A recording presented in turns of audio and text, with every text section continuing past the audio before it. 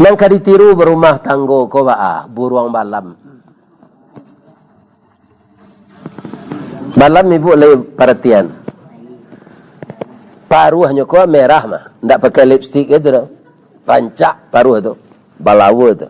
Untuk ukuran balam rancak. Kemudian bulu kudunya rintik, panjang. Ya kan? Bulu ikunya sembai ke belakang. Kalau nyoba jalan rancak goyang. Nyo kan ada jalan kadang-kadang tu ndak tabang saja. Apa mengko balam tu rancak. Saboknya suami istri sayo sakato. Kebetulan taluano duo no. Kalau maram balam jantan tu malam betino tu siko, nan jantan engkau siko bu. Nyonien bininya tu maram. Sebab ikonyo tersasak buang air gitu. Atau ingin mandi lahangik badan. Atau mencari makan. Dek suaminya di lakangnya tak perlu bersorak-sorak. Dan tersasak pipis. Berbisiak senyanya. Alah, apa ilah cik suaminya? Hanya gantian. Nombor tino tadi pai pipis, mengirai bulu, makan. Lalapelo rangkik-rangkik no ko. Ano lenggok siko. Suami ko maram 10 hari. Iya kan? Abi ko hari nang kasawale suaminya. Kalau ada masalah, dia udah kata cik. Hanya ganti lah di bininya balik.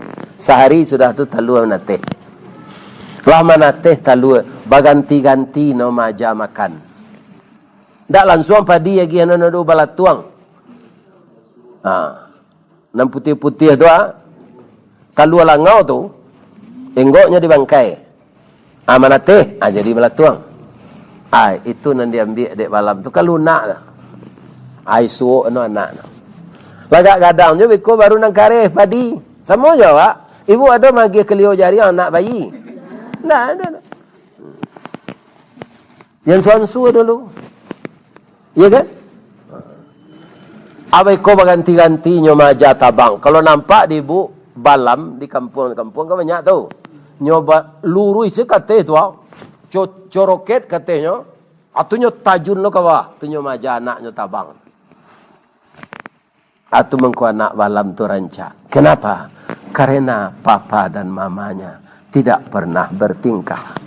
Tidak pernah berkhianat ke rumah tangga mereka. Mereka selalu membina dengan baik. Mudah-mudahan apa yang kita sampaikan ini bermanfaat. Assalamualaikum warahmatullahi wabarakatuh.